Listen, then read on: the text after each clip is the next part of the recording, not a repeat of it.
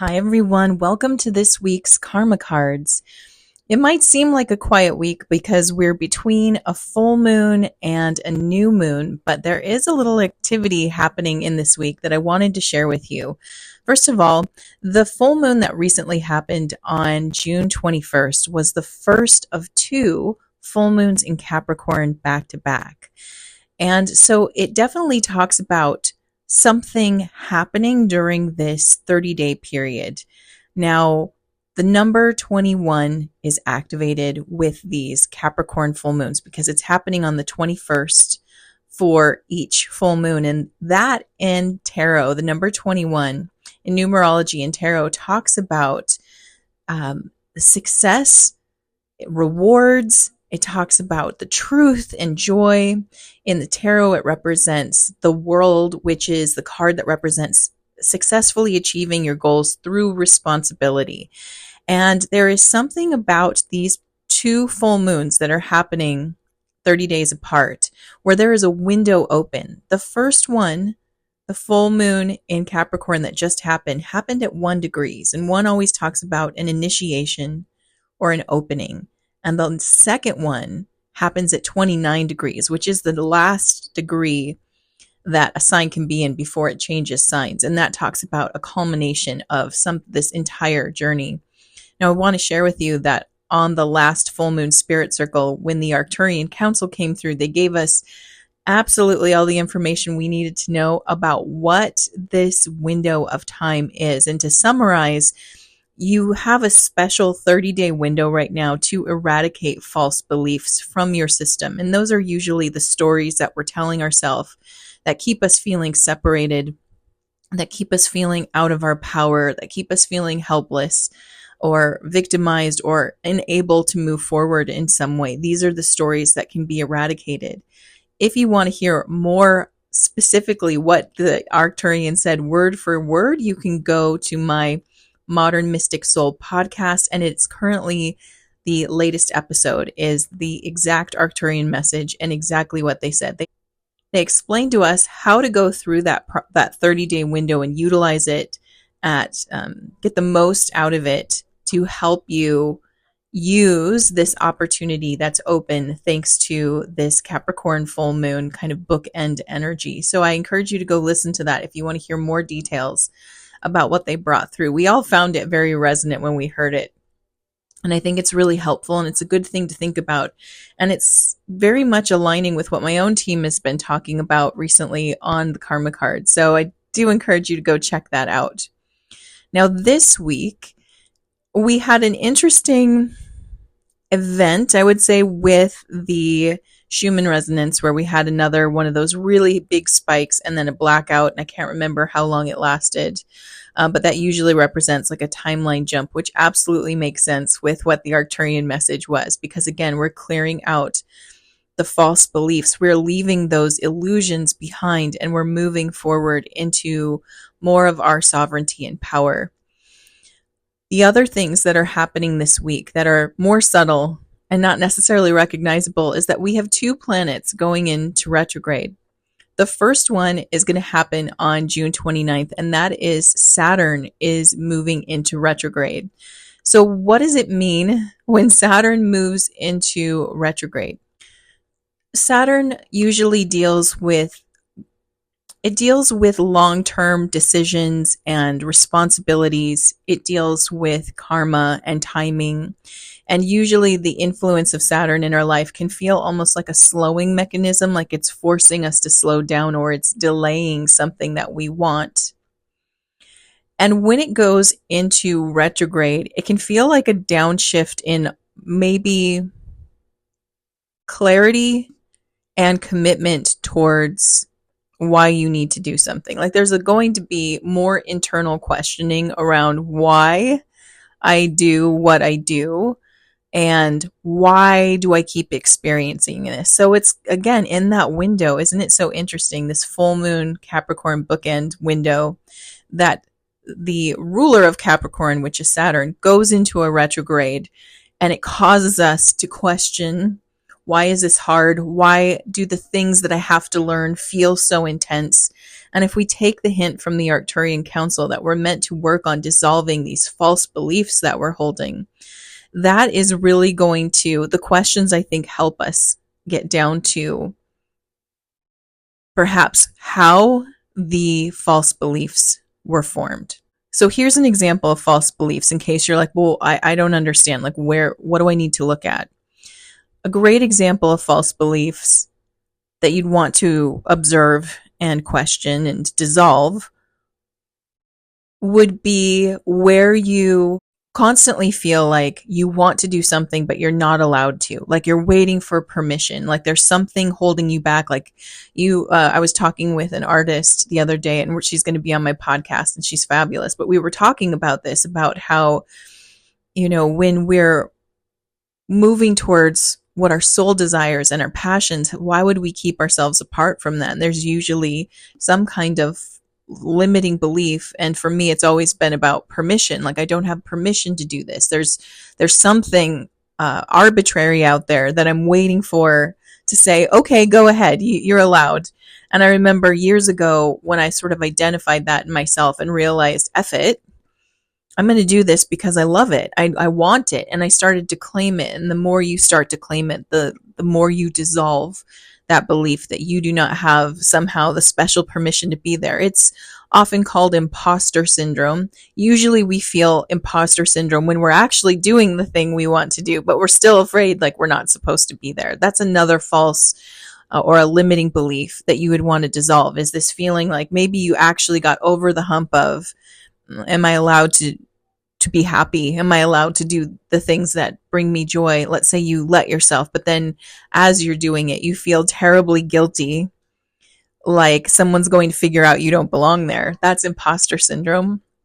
And a lot of people have that. Even people who are very successful still feel that somehow they're not allowed to be there. And that's an example of a really strong self-limiting belief that is the perfect thing to work on and dissolve. And with Saturn being in retrograde right now, it's going to help us question it. Like, why do I keep struggling here? Why can't I just enjoy myself? Why do I feel like I'm always learning this particular lesson over and over again? Saturn retrograde will bring that up over several months. Usually I feel like it retrogrades for at least 6 months. I need to check on that. I'll put it on the screen. But it's there for a while. So this is sort of like questions that sort of circulate in the back of your head while you're focusing on things. And some things can feel heavier. Like some of the lessons you might be in the middle of learning or understanding at this point might have a heavier weight during this period, simply because the energy is more internalized when a planet is in retrograde. So I feel like Saturn's retrograde can help us, but then we have a little bit of a caveat coming up in the next planet's retrograde, and that's going to happen on July 2nd, and that's Neptune going into retrograde. When Neptune goes into retrograde, again, the energy is internalizing. Neptune is a planet of spirituality. It's a planet of a really activated subconscious mind. It's very dreamy. It's very esoteric. I feel like it does really represent how our subconscious mind speaks to us. Our subconscious mind is not direct, but would speak in visions or images or feelings. And that's how Neptune operates. And when it's moving in reverse, all that sort of abstract dreaminess that's sort of out in the world, how we're perceiving something suddenly gets turned inward, and that's how we're perceiving our internal world. So as of July 2nd, when Neptune goes into retrograde, there can be this sort of fog or a lack of clarity that rolls through as you're questioning. So you're already questioning deeply, like, why am I going through this? And then you've got the obscurity of Neptune sort of, again, clouding up your vision, making it harder to see it clearly. And so I would definitely say that the sooner you can do this work on at least identifying a big limiting belief. Like, for example, if you have limiting beliefs around worthiness, like you just never feel worthy, those can be big and pretty deep and go on for a long time in our lives. But if you know that's where you struggle, I would start identifying some things there now, because better to sort of like pick apart the pieces and let it slowly unravel than to sort of put it off for later and then things get more obscure, a little bit harder to see the edges, maybe harder to see your way out of it. I mean, just think about like a fog rolling in. You know the road is there because you've walked that road so many times, but when the fog rolls in, you actually start to doubt yourself. You start to doubt like if the thing you believe is there is there. And I would treat Neptune retrograde, which again I believe is a longer retrograde. I believe it's somewhere between 3 and 6 months. Again, I will edit and give you that information, but I would treat it like the fog scenario. You know it's right there. You know the road is there. Just because the fog rolls in doesn't mean the landscape behind the fog has changed. But you have to go in with more faith and trust. And that can feel challenging at times because you're really going to question if you know what you know. And so again, having something to anchor you during this time, something that's concrete, whether it's a particular book or text that helps you feel anchored and grounded, go to that. If it's a journal where you are really good at regularly journaling and kind of following your own process and thoughts, go to that. Something that grounds you into what you know and already have faith in, because when Neptune's in retrograde and you're trying to heal and look for answers, it's going to feel more obscure. Right behind that obscurity is the clarity that you're seeking, but you're going to have to dig deeper into the truth of what you know rather than getting sort of confused by this foggy internal energy at this time. Now, the message from the team at this time that supports these movements is we want to take a cue from Cancer season, which is where the sun is at right now, and really focus on nurturing ourselves. That's one of the things that the season of Cancer is known for, is nurturing. It's the energy that's connected to the mother, of taking care of yourself and taking care of others. And during these times where we're doing a deeper dig and we're really finding the courage to go in there and unravel some thoughts that have never served us, but we're tired of being limited by them, we're going to need to have a good self-care routine. We're going to need to know the things that help bring us back into balance when we're willing to sort of go into the harder places, because those harder places can sometimes be triggering. It can be hard to go back to the seed point of a self-limiting belief where maybe you were innocently hoping that you would get approval and it was denied to you. And when you go back to that core memory, it's like, zing, I feel that rejection again. So important to have your nurturing toolkit and knowing what that is. What do you do for yourself that helps you to feel balanced and aligned and you know is good for you? You know it's actually not causing another problem, right? So it's not something that's destructive or divisive or distracting, but rather something that helps you stay balanced but feel better, like going for walks or listening to an uplifting podcast, or having your self-care routine, like the things that you do. Like, for example, I have a nighttime routine that I like to do, usually includes doing my art, doing some dry brushing, taking a bath. These are the 3 things that happen every night that sort of stabilize me and ground me and make me feel like, okay, I've taken care of some deeper needs of mine. And I always feel better when I do these things. When one of them isn't there, I feel a little off. And so what is it for you that helps you feel all better, helps you feel grounded? Like, okay, I feel like our morning routine is a good place to look, and our evening routine is also a great place to look. These sort of bookend your day, and it's like, how do you start? How do you finish? What are the things that you do for yourself that really bring you back to you? If you take a moment to think about those, what are the things that bring you back to you? Like lately, it's been me doing wall exercises and legs up the wall. So the Venus return is what they call that, when the blood flows more easily because you're allowing the blood that's in the lower half of your body to like naturally move back into the heart. So the whole nervous system can relax and regulate because it doesn't have to work as hard. So doing legs up the wall has been something that has been a regular thing. And again, makes me feel like I've returned to myself. And I've noticed that the more I'm doing it, the longer the effects last in my day. That if I'm continually doing these little things that might seem like not a lot in the moment, they add up and accumulate and really help me regulate more throughout the day. And nervous system regulation is another place that we really need to focus on, because during intense energy, and we are in an intense energy period, not just what's going on in the world, but what's going on at that larger level where we're actually doing a grand transformation, we need to regulate our nervous systems. And this is a great reminder for us to do it. There's lots of different ways.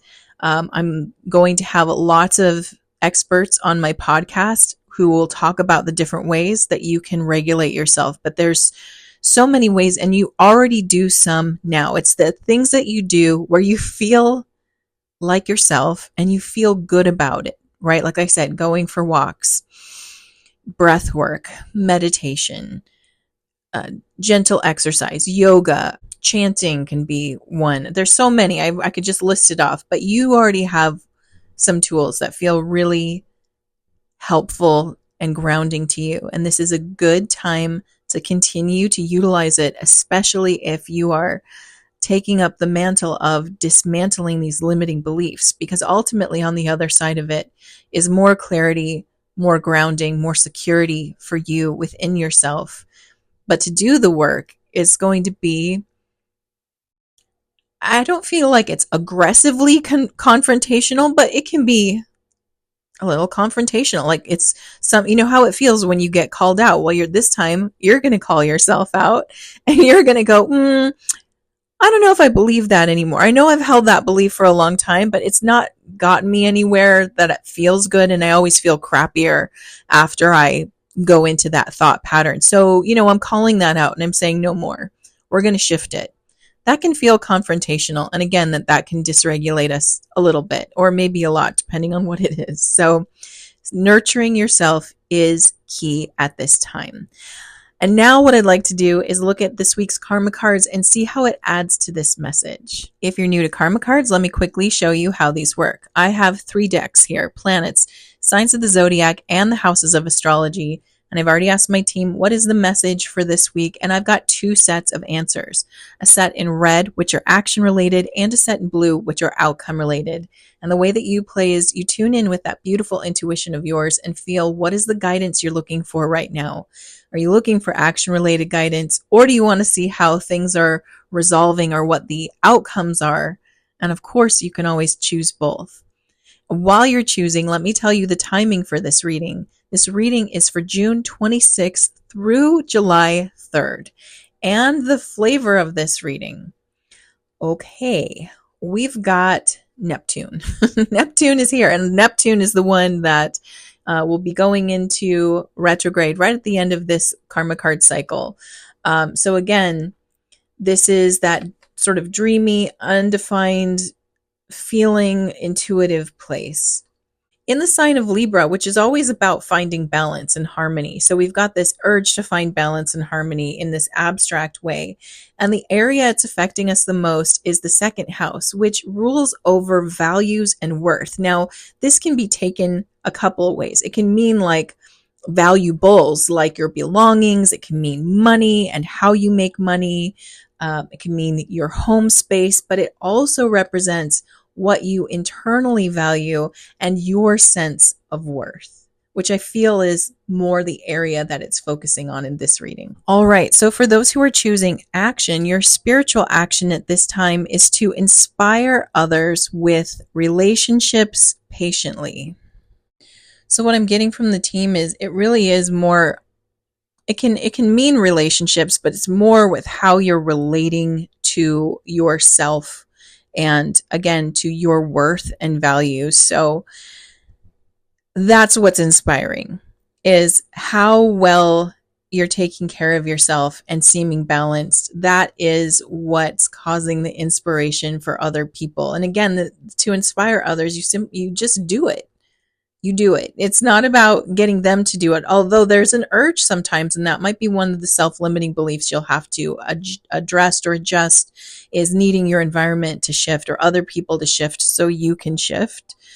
But it's saying just just relate with yourself, just recognize your value and worth, and recognize that this period of time, again, to be patient with yourself, because these are deep beliefs that have held you back. Some of them for a long time, others might be newer, but they held you back for a while. You were confused by these limiting beliefs. So to have patience with yourself, because some beliefs will unravel quickly where others are very layered and will take time. But also to have patience with others, because again, we're doing this work collectively. Not everyone is consciously aware that this is an opportunity that's heightened right now, but it's coming up within people. So either you're getting it because you're listening for the messages and you're allowing them to come to you because you really want to, like, you want to fast track it, or it's happening organically. It can be difficult sometimes when you're disassembling your own limiting beliefs to witness others in theirs, and you will want to be like, just stop, just stop, just do the work, just disassemble that belief. Patience, right? Everybody's on their own journey. They're going at their own pace, especially in close relationships. This is just a note. It's like you might be doing you're getting the messages, you're doing the work, you're going in willingly, you're like directly going in, not waiting for an opportunity, but your partner or people close to you aren't doing that. And it can be one of those moments where maybe there was a shared limiting belief, like around lack or scarcity, let's say, and you're doing the work to dismantle it, but they're still going into it. We're being asked to have that patience and recognize that by you starting to dissolve it, you're already unraveling the pattern. Eventually, they're going to get there too, or they're going to have greater awareness that it's possible to unravel it, and they'll get there. They're just going to get there in their own time. Mental action at this time: be prepared to sacrifice for the reality of what you want. Again, this is going right into those, you got to let something go. And in this case, you need to let go of the doubt, the fear, the mistrust, the limiting beliefs, right? These are the things that are being asked to be sacrificed at this time. And you'd think that we'd be like, okay, let's do it. But these things have become sometimes core beliefs. And when something is a core belief, it can be really tricky to dislodge it because you've sort of based your perception on this core belief. And now you're trying to challenge it. There is a sort of reckoning with that sometimes. And it can even, I think, probably trigger a little cognitive dissonance. Like you just don't know if you can believe that you're worthy. It's possible. It's going to be, again, something that you're going to almost have to state, almost in a prayer-like or ritual-like way, where you're like, I give this fear over to God. I am releasing this negative pattern to the universe. I surrender my need to hide from challenges or whatever it is. But there needs to be almost like a bigger energy where you are stating your intent to let it go and almost visualizing handing it over. I'm not going to hold this anymore. And it can be interesting to find out that we might be a little attached, but think about what you want, right? If, let's say, you want to be more abundant. Well, does having a scarcity mentality and abundance, do they coexist together? They don't. They don't coexist together. Think about, like, lottery winners is a great example. These are people who lucked into money, usually large amounts of money, but they were in a scarcity mentality. What happens to those large amounts of money? Most of the time what we see is they lose it. They can't keep hold of it. They either spend right through it. They don't know how to hold it. They don't have the capacity for it, because when you're in scarcity, you don't have the capacity for abundance. So we got to get real. What do you want? I want to be abundant. Then you have to sacrifice your fear of lack and your fear of scarcity. You cannot hold on to that and hold this. You got to choose one or the other. And I think usually when we kind of put it in those terms, we're like, well, I choose abundance, right? Hopefully that's what we do. It's still going to feel weird to choose to believe that there's more than enough when you've trained yourself to be constantly on alert for losing everything, or that there's just not enough. It's going to feel weird and it's going to take some time. You're going to have to regularly recommit to, no, everything, I believe it, that there's more than enough. And it's going to have you confront all the other little limiting beliefs that join with that scarcity, right? So we're going to find out that it's not just that I don't believe there's more than enough. I believe I'm not enough. Oh, there it is, right? And then you go right into the bigger things. So again, this is a period of time where we're going to have to consciously choose to let these things go. We can kind of wish that we'd stop, but we're going to have to state what we want. I either want to move forward in my desired direction, or I want to maintain my current belief system because I might not be happy, but I am comfortable there. We're going to have to sacrifice some of that comfort to move forward in our desired direction. Physical action at this time, yielding is the only way to do it with your partner and get what you need. Again, this is not a forward or outward action. This is a internal stop. This is a, I am hearing like, this is a bus stop. The bus stops here and you have to make a choice. Do I get off this bus, which would be the train of thought you've had, or do I stay on it? And you're really going to have to have like a come to Jesus moment. You're going to have to figure out like, okay, what do I really want to do here? It's going to be that moment of honesty that's required. And it might require a conversation with someone who might be sharing it with you. Again, there is this sort of like, you're doing it for yourself, but there's others involved that are affecting you.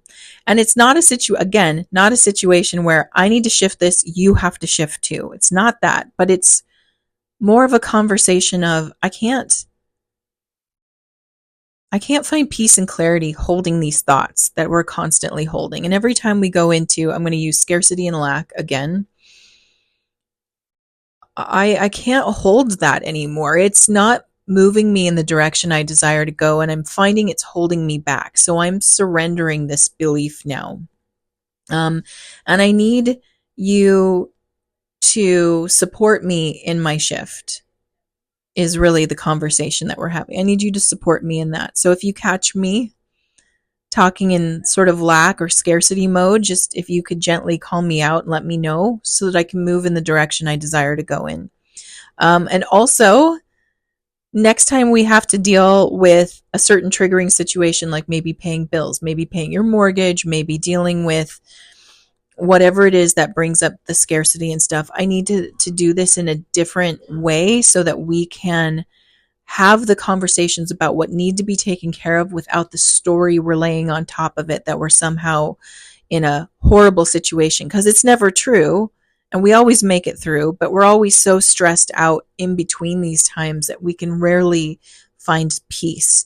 And I don't want to do the stressed out part. I just want to do the straightforward, this is what's coming in, this is what's going out, this is what needs to be done, and not put an emotional story on top of it. And see the response you get. You might find that they're pretty open to that idea. And if you're framing it from a can you help me scenario, you're always going to get a more positive response than a you need to do this, right? Whenever we're doing the you need to do this, we're kind of putting people on that defensive line. When we're asking for their help, we're being vulnerable and open with them, and they're more receptive to working with us around something that we're trying to shift. All right, now let's look at outcomes for Neptune in Libra in the second house of worth and value. Spiritual action at this time, the idealization of cooperation to perfect your beliefs. So we're romanticizing cooperation at this time. I don't think that's a bad thing. I mean, let's see the highest version of cooperation and what that looks like, because we are trying to perfect our beliefs. We are trying to let go of what self-limits, of what causes us to create suffering within ourselves that's not based on anything that's currently happening, but based on a belief that we're holding. So we are trying to perfect our beliefs. And there is this sort of desire within us that people are going to want to help me. They're going to work with me around this. And there's this heightened sense of like maybe hope and like belief that of course they would. And I don't necessarily think that's a bad thing. We just need to temper it with, but everybody else is also going through it too. And they're at different points in the journey. And so I may have to temper what I believe someone's capacity is at the moment. Depending, if they're having a good day and you're like, I need you to help me be accountable, they'd be like, sure, of course, great, that sounds good. If they're stressing out and you're like, I need you to do this for me, they might feel like, whoa, like I got enough on my plate. So it's simply recognizing that we might be a little overzealous at this point, thinking like, oh, it's all possible. That's a great feeling. You actually want that feeling. It gives you that fire to get going. As we're going, we're just going to need to recognize that it's not going to be perfect, which is what idealization does, is it kind of creates an idea of perfection. It's not going to be perfect, but there's a lot to work with here that's good, and a lot that people, I do think, would want to work with. They would want to break through these limiting beliefs. Mental outcome at this time: confusion regarding decisions about what you value. Yeah, this is where that moment of truth comes in, because a lot of times what we want and what makes us comfortable are on different sides. And this can be difficult because human beings have a natural instinct to work towards what makes them comfortable or hold on to what makes them comfortable. But we have to get real that some of the things that we're comfortable with aren't healthy for us. You might be very comfortable with the idea that you aren't as valuable as you'd want to be. That's not healthy for you, but it's comfortable and it's safe and you know it. Whereas owning your full value and believing that you deserve to be valued deeply might really challenge you and make you uncomfortable. So this is where the confusion comes in, because it's like, no, I want to feel worthy and I want to feel my full value, but I'm so uncomfortable there. And I don't know if I have it or I could get it. And every time I try to move towards that, I feel like an imposter, right? So we're going to struggle a little with this. It's on paper, cut and dry and obvious. Internally, when it comes to whether we're comfortable with it or not, that's going to be the challenge. And we're going to want to note that comfort doesn't always equal healthy, right? I mean, I used to emotionally eat. I used to have an emotional eating issue, and that would make me feel comfortable. It would make me feel secure in the moment, or safe, or numb, or whatever it was that I was trying to get. But it was not healthy and not helping me, and ultimately made me miserable. But at the same time, it was a hard thing to let go of, because it was how I had learned to comfort myself for a long time. And until I developed other tools and found other ways to find that sense of comfort, I really struggled with letting it go. And it's like that. On paper, you know what's right. Logically, you know what's right. Emotionally and energetically, this can be very confusing, and you're going to have to sort of have those mental conversations where you're like, no, on paper, I understand it's better to have other ways to nurture and soothe yourself than this. But this is what I know and what I'm wired for. And you're going to have to make decisions. Again, that sacrifice comes in, where just because I'm used to it and comfortable with it doesn't mean it's helping me or moving me in the direction I desire to go.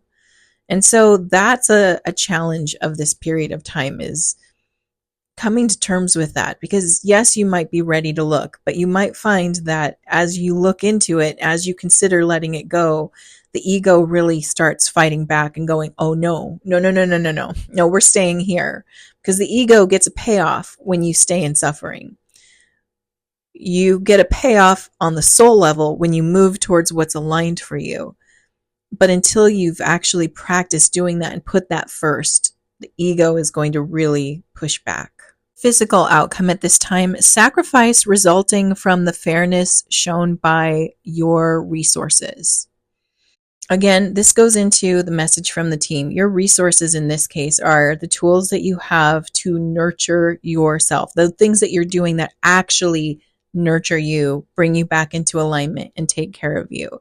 So if you've got those, if you're working with something and you know it's healthy for you, like again, something like meditation, breath work, massage, yoga, going on walks, writing in your journal, think about your resources. What tools do you have that can help you overcome that momentary discomfort? And that's the truth is, yes, it's uncomfortable to let go of a pattern that's of self-soothing or a pattern of belief that kind of makes you feel like it keeps you safe, right? Like if I hide from the world, I can't be rejected. So I feel safer hiding, but I'm miserable because I want to be out in the world and I want to do something and I want to make something happen, but I'm so scared to go out there. Well, you're going to have to go out there, which means you're going to have to risk rejection. But if you have those tools of nurturing and self-care behind you and you know what brings you back to yourself, it's a lot easier to go out there and do it and allow you to sacrifice the need to hide, to sacrifice the need to avoid or postpone or put off or whatever it is. Ultimately, having that toolkit and utilizing it, that's so important. That's the other thing. It's easy to be like, well, I know how to do it. I know that there's a meditation app, right? I know I can put my legs up the wall, but are you doing it? Because here's the thing. We need to practice our self-care tools when we don't need it so that we will remember to utilize them when we do. Can't tell you how many times people are like, oh, I'll just meditate when I'm stressed out. But then they're stressed out and they completely forget it because, again, you're in fight or flight. You're not in critical thinking. You're not going to remember what you need to do unless you practice what you need to do. So another part of this is as we're dismantling, whether or not we're triggered, we should practice our self-care at this time and really get a regular routine, regularly use a tool. If you love tapping, regularly tap, even when you feel like I don't really need to tap. Tap anyway, like just give yourself an opportunity. You could just be like, I feel so good right now that I know that in tapping, you can tap on the things that are working. So tap on that. We want to do it so we get it into our system that this is what I do when I want to regulate myself. And the more we practice those things, the easier it's going to be to utilize them in a moment where we have to step out of our comfort zone and we start to dysregulate. We'll exactly know what to do to help ourselves. And if we're doing that, we're setting ourselves up for success and we're making the process of breaking down a limiting belief so much easier. So with that, I'm sending you so much love. Have a beautiful week.